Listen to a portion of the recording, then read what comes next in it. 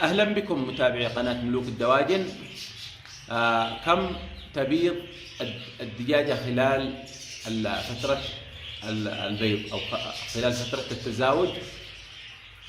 طبعا يسأل الكثير عن هذا السؤال، والإجابة هي أنه لا يوجد يعني عدد محدد للبيض. كل دجاجة تبيض بعدد مختلف.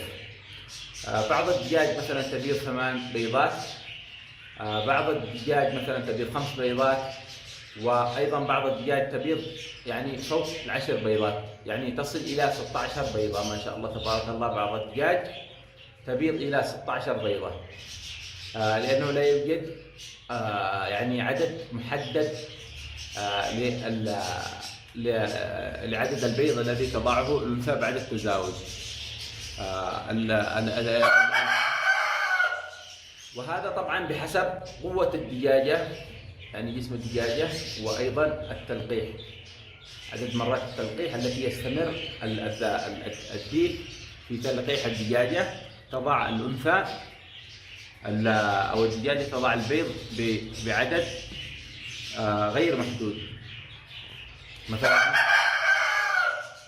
عندنا هذه الدجاجة وضعت عدد بيض، يعني الصراحة أنا ما أدري كم عدد البيض، ولكن أتوقع أن عدد البيض فوق 10 بيضات عند هذه الدجاجة. وبعض المربين يلاحظ أن الدجاجة تبيض 5، بعضهم تبيض ما شاء الله 16 بيضة، والبعض يلاحظ أن الدجاجة تبيض 12 بيضة أو 10 أو 8، أو يعني لا يوجد عدد محدد نهائيا. يعني بعض المربي يقول أن مثلا الدجاجة عنده باضة 10، وعند صديقه باضة 12 أو 13 بيضة. لا يوجد أي مشكلة في هذا الأمر، لأن الدجاجة لا تبيض، لأن كل دجاجة تبيض عدد بيض مختلف. هذا ونتمنى لكم الفائدة، وإلى اللقاء في مقطع قادم إن شاء الله.